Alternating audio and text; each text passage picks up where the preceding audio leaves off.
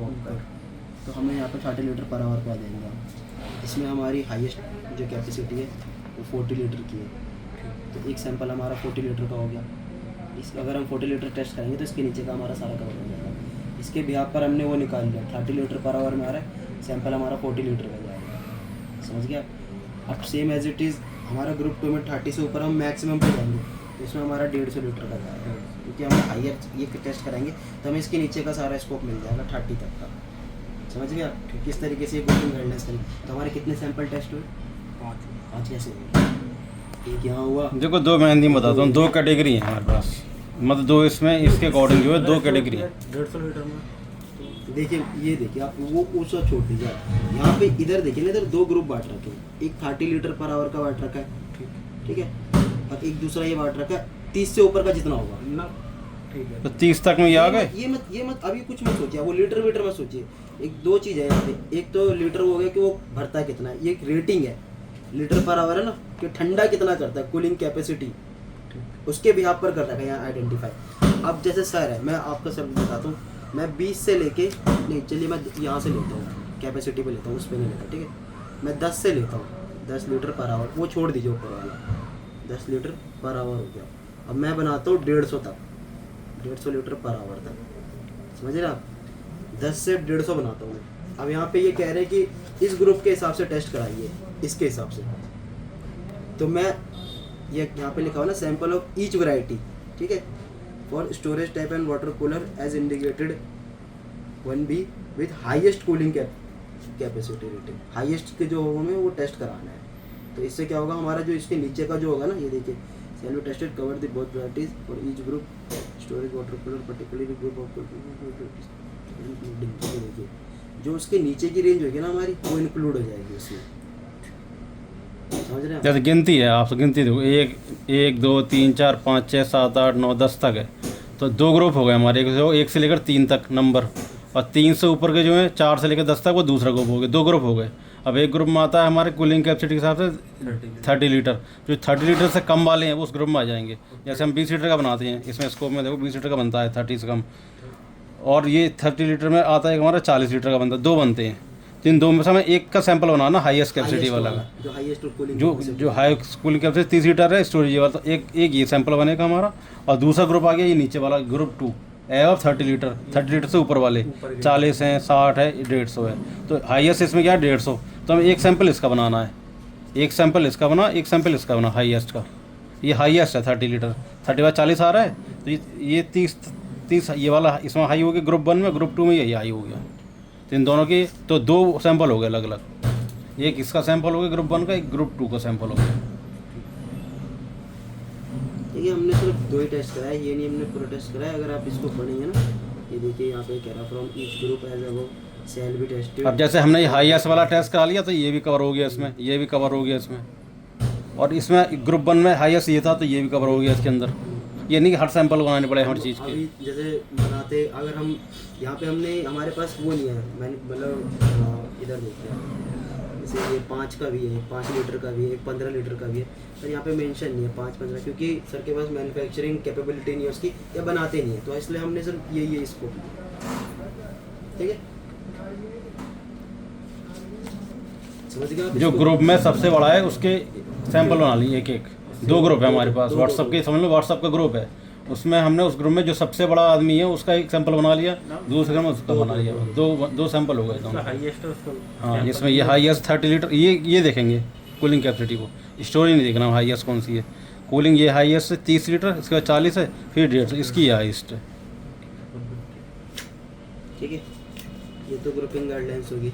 फिर ये list testing equipment हो गए। अभी यहाँ पे आ गया ना, मैं नेक्स्चर भी है, ये टेस्टिंग इक्विपमेंट दिखा रहा है। अभी ये पीछे चलते हैं, मैं आपको भी बताता हूँ, इसमें से थोड़ा सा आगे है ना, यहाँ चलते हैं टेस्टिंग।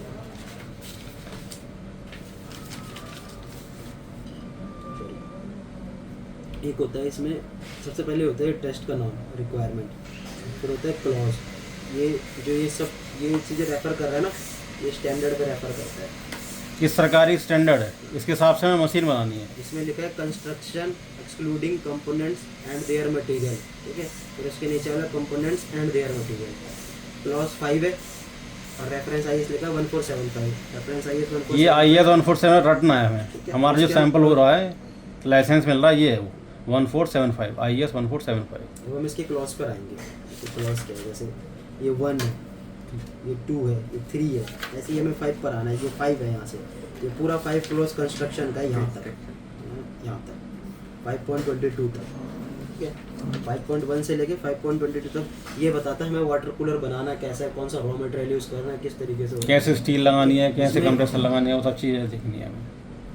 अगर आप इसको पढ़ेंगे ना तो इसमें कुछ नहीं, इतना वो नहीं, बस सिर्फ बताया कि कैसे आपको स्टेबल करना है, कंप्रेसर कैसे सेट करना है, मोटर कैसे सेट करनी है, ये चीज़ें बता रहे हैं कि इसमें ये पूरा कंस्ट्रक्शन का स्टैंडर्ड है। ओ सॉरी, ये पूरा कंस्ट्रक्शन का क्लॉज है बॉडी का ये हो गया, ठीक है। कि बॉडी कैसे आपको कंस्ट्रक्ट करनी है, कौन से कंपोनेंट एंड मटेरियल यूज़ करनी है।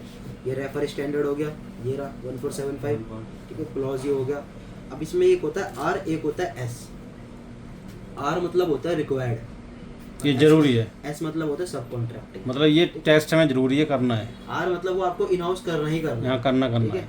और S मतलब जो कुछ टेस्टिंग इक्विपमेंट ऐसे होते हैं, महंगे होते हैं, कॉस्टली होते हैं, या फिर जो कोई फर्म लगा नहीं सकती है, या कोई टेस्ट ऐसा साल में एक बार, 6 महीने 3 महीने में एक बार करना है, तो लोग उसको सब कॉन्ट्रैक्टिंग कराते हैं। मतलब बाहर से करा लेते हैं। दूसरी ऐसा जो BIS अप्रूव्ड लैब होती है, उनसे हम वो टेस्ट करवाते हैं, ठीक है। बस हमें उसकी रिपोर्ट मेंटेन करनी होती है, और जो इसमें फ्रिक्वेंसी दी होती है ना कि 1 महीने में कराना, 3 महीने में कराना, उस फ्रिक्वेंसी पर हमें वो टेस्ट करवाना होता है। ये हो गया आपके ये रिक्वायर्ड और सब कॉन्ट्रैक्टिंग का। अब नंबर ऑफ सैंपल, फ्रिक्वेंसी और रिमार्क्स। ये देखिए, firm should exercise adequate control so that whole production should meet the requirement, record shall be maintained. जो इसमें रिक्वायरमेंट है उसके हिसाब से प्रॉपर कंस्ट्रक्शन आपका होना चाहिए, ये टेस्ट ये कहता है, ठीक है। अब इसमें जस्ट हम इसके नीचे जाते हैं, number of 1 sample each consignment में आपको ये टेस्ट करना है, ठीक है। अगर आपके पास इन हाउस फैसिलिटी नहीं है तो, और अब इन हाउस फैसिलिटी है तब ये ईच कंसाइनमेंट टेस्ट होगा, नहीं है तो यहाँ पर रिमार्क्स में लिखा है no further testing is required if occupied with test certificate और ISI marked cable use shall be ISI marked. ये हर रॉ मटेरियल के, अगर आपका रॉ मटेरियल ISI मार्क इस्तेमाल हो रहा है तो तो आपको आपको नहीं, तो आपको टेस्टिंग की जरूरत नहीं है इन हाउस, उसके सिर्फ आपको टेस्ट जैसे हमने तार मंगाया अभी, ठीक है, उस पर IS डला हुआ है, तो अब उसकी टेस्टिंग करने की जरूरत नहीं है, क्योंकि वो टेस्ट होके आया है पहले से ही।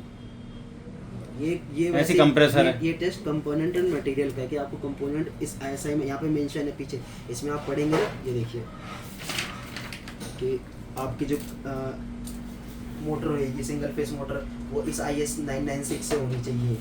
इसके जैसे प्लग है, ये हम प्लग लगा रहे हैं, प्लग है 1297 का। अब इसमें लिखा हुआ है, इसमें ISI नंबर डला है, ISI मार्का है। वो मार्क छोड़ दीजिए। अब ये देखिए, जैसे इसमें ये लिखा हुआ है, ये लिखा, ये है, 2 चीज़ें होती है इसमें, ये 3 पिन प्लग है, एक इसकी कोर केबल होती है। तो ये 3 पिन प्लग के लिए लिखा हुआ है, देखो, a 3 pin plug conforming to IS 1293 and started if required shall be provide at the time of installation.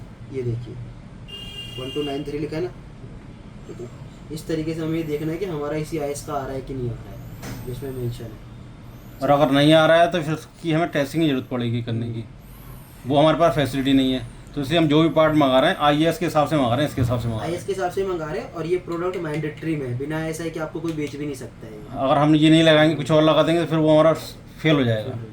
क्योंकि आप ये प्रोडक्ट टेस्टिंग की जरूरत पड़ जाएगी।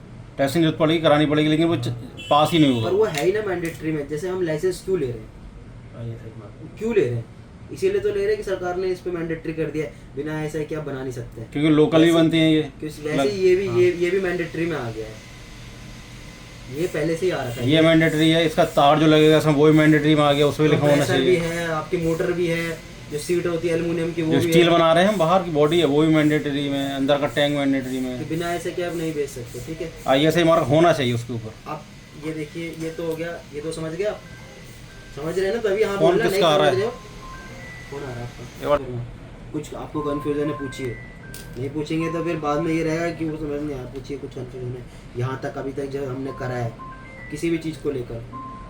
देखिए, पहली बार ही आप कर रहे हैं, नहीं आएगा आपको इतना समझ, हाँ, वही तो अभी इतना समझ नहीं आएगा, क्योंकि थोड़ा थोड़ा आ मोटा जाएगा। मोटा है एटलीस्ट, क्योंकि पहली बार ही आप समझ रहे हैं, मोटा मोटी समझिए। अभी मैंने आपको ये बता दिया कि कैसे आपको क्या चीज़ देखनी है, इसमें क्या चीज़ पढ़ रहे हैं, जैसे आपको नहीं कुछ ये समझ आ रहा है तो आप कुछ समझना हो तो पूछ लेना, बाकी मैं थोड़ा शाम तक तुम्हें और ट्रेनिंग दूंगा बैठ कर। हाँ गूगल इसलिए वीडियो बना रहा हूँ, सब कुछ दोबारा देख लेना, वीडियो में भी सुन लेना। जैसे आपको कुछ नहीं समझ आता है, इसमें कुछ सेंटेंस नहीं समझ आता है, गूगल कर लीजिए उसका मतलब समझ लीजिए, ठीक है।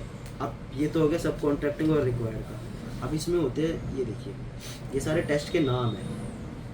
Protection against electric shock, high voltage, leakage, provision of earthing, cooling capacity. यहाँ पे इन्होंने रेफर क्लॉज दे रखा है, जैसे हम 5 में गए थे ना, वैसे ही इसमें 14.1.1 में आएंगे ना, तो ये हमें ये टेस्ट मिल जाएगा, ये 14.1.1 इस तरीके से, ठीक है। ये वाली इधर देखिए, ठीक है, ये रेफर क्लॉज हो गए सारे। फिर ये स्टैंडर्ड हो गया। अब कई बार होता है कि स्टैंडर्ड के अंदर स्टैंडर्ड रेफर होता है, जैसे मान लीजिए मैंने वाटर कूलर 3 पिन प्लग ले लीजिए, आप वो प्लग ही ले लीजिए, मैं उस प्लग की टेस्टिंग बता रहा हूँ, और जो उस प्लग का स्टैंडर्ड है 1239, जैसे इसका 1475 है, उसका 1239 है, मैंने उस प्लग की टेस्टिंग वहाँ लिख दी है पहले, मैंने बता दिया इसकी टेस्टिंग ऐसे होगी ऐसे होगी ऐसे होगी। अब आप इन हाउस करना चाहते हैं तो जो प्लग का क्लॉज होगा मैं वहाँ पे लिख दूंगा कि ये IS 1239 के इस क्लॉज में मैंने टेस्टिंग बता रखी है, आप वहाँ जाके देख लीजिए। तो ऐसे ही यहाँ पे ये दूसरा लिखा हुआ है ना 302 पार्ट 1, तो यहाँ पे ये हाई वोल्टेज की टेस्टिंग बता रखी है, ये तो जाएगा यहाँ से 4.1.1 में, 14.1.1 में, ये 14.1.1 के बी में। ये देखिए आप, ये ले लेते हैं सी है ना 14.1.1 क्या है ये लीकेज, ये देखिए 302 पार्टी, ये लिखा है ना लीकेज करेंट। 13.2 देखो 302 पार्टी का ये लिखा है C 13.2 ऑफ IS 302 पार्ट 1, तो ये रेफर स्टैंडर्ड है। ये जो टेस्टिंग होती है उसके लिए कुछ रेफर स्टैंडर्ड होते हैं टेस्टिंग के लिए, कि ये तो मेरा मेन स्टैंडर्ड तो ये होगा 1475, पर हर पार्ट के अलग अलग स्टैंडर्ड है। नहीं, मैं हर ये चीज़ मेरा प्रोडक्ट का स्टैंडर्ड हो गया, ये तो मेरे पूरे वाटर कूलर का हो गया, ठीक है। पर मैं टेस्टिंग के लिए जैसे मैं दे रहा हूँ protection against electric shock test, provision of earthing, leakage current test, मैंने ये टेस्ट पहले कभी किसी और प्रोडक्ट में भी कर रखा है। मैं गवर्नमेंट एक तरीके से, तो गवर्नमेंट एक चीज़ बार बार नहीं लिखती, तो ये चीज़ गवर्नमेंट ने किसी दूसरे IS में लिखी हुई 302 पार्ट 1 में लिखी है, तो ये रेफर कर दी कि आप वहाँ जाकर देख लीजिए ये चीज़। मतलब इसकी जो डिटेल देखनी है इसमें आप डालेंगे IS में, डिटेल आपको यहाँ पे मिलेगी। पहले आप यहाँ जाएंगे इस क्लॉज में ये मेंशन होगा कि आप इसमें जाएंगे। जैसे ये है, इसका जो रिपोर्ट है ना पूरी हमारे पास है IS 1475, ये पूरी रिपोर्ट है, वो कहाँ है? टेस्ट रिपोर्ट, हाँ नहीं, ये पूरा जो गाइडलाइन जियो जो था, जो मेन रिपोर्ट है ना हमारा स्टैंडर्ड जो मेन, ये है ना 1475। हाँ तो 1475 ये हो गया। इसी तरह से इन सबके अपने अपने वो होते हैं जैसे स्टैंडर्ड। देखिए आप, हम इसके लिए आए 5th के लिए, 5th तो हमें मिल गया इसमें, पर हम इसके लिए आएंगे ना, मैं आपको फॉर एग्जांपल दिखाई देता हूँ, चाहिए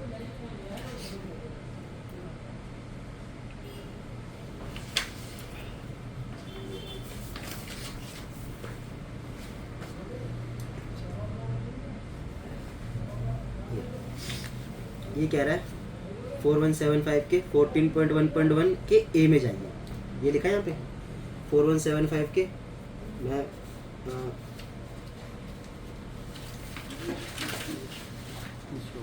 नहीं ये रहा 14.1.1 ए लिखा था ना, ए लिखा है देखिए, ए में आ गया ए। अब ये कह रहा है protection against electric shock test, अगर आपको ये करना है तो C8 ऑफ IS 302 पार्ट 1, समझे आप, इसके अंदर रेफर है, ये वाला टेस्ट अगर आपको करना है तो आप यहाँ जाकर देखिए। ये कहाँ मिलेगा मैं C मीन्स देखना, ये अब ये 302 फाइल है, डाउनलोड करनी पड़ेगी गूगल से। 302 पार्ट 1 जो है ये पेड स्टैंडर्ड है, ये खरीदना पड़ता है। जैसे अभी ये आप ये समझ लीजिए सब कॉन्ट्रैक्टिंग टेस्ट है, तो आपको इसको करना नहीं है, ये मैं करना नहीं है अभी, खाली इनको मोटा मोटा जो करना है ना, जो मशीन हमारे पास है उसका पर बता। आपको पता होना चाहिए कि सब कॉन्ट्रैक्टिंग और रिक्वायर्ड क्या हो रहा है। आर है तो रिकॉर्ड ये हमें यहाँ करना है, जो ऐसे वो हमें यहाँ करना नहीं है, उसके हम पार्ट्स ला रहे हैं ऑलरेडी टेस्टिंग के। ठीक है, अब ये हो गया once in a month for each type cooling capacity and storage capacity as applicable, मतलब महीने में एक बार आपको ये सारे टेस्ट करवाने हैं हर कैपेसिटी को, ठीक है, each type of cooling capacity. ये भी सेम वही है, सब कॉन्ट्रैक्टिंग है यहाँ पे भी, ये भी आप करा सकते हैं। अब यहाँ पे मेन जो रूटीन टेस्ट और रिक्वायर्ड टेस्ट आप एक ही चीज़ मान लीजिए। अब यहाँ पे आएंगे हम, सबसे पहले है फंक्शनल टेस्ट। ये कह रहा है IS 1475 के 14.2 के ए में जाइए। 14.2 के ए में आया मैं, यहाँ पे कह रहे हैं ए में ये कह रहा है फंक्शनल टेस्ट C13 क्लॉज। तो C13 ये रहा, C माने देखना, ठीक है, ये रहा 13। अब ये दो के लिए, ये प्रेशर टाइप के लिए, ये स्टोरेज टाइप के लिए, यहाँ से लेके यहाँ तक एक बात बड़ी है, बहुत आसान टेस्ट है ये, इसको रीड कीजिए आप थोड़ा सा, एक बार सर के साथ ऐसे रख के कीजिए सर के सामने। और storage type water coolers, The product is connected to water connected and switched on for minimum 10 minutes by connecting the electrical power supply under cooling condition. Assured sale be made of the following permanent is given from A to J. Sale to consuming as per manufacturer. Quality control manual. Temperature of inlet water. Temperature of inlet water. Flow rate. MVA temperature. Voltage. Power consumption and current.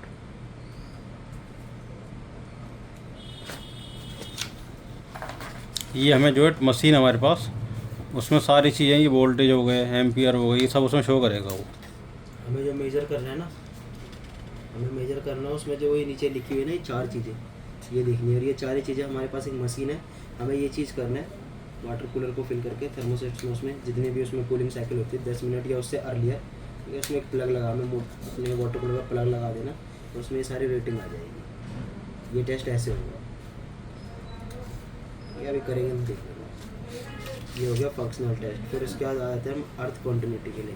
ये कह रहे हैं यहाँ पे जाएंगे 14.2 के B में, ये बी भेज देता है A1 ऑफ 302 पार्टी।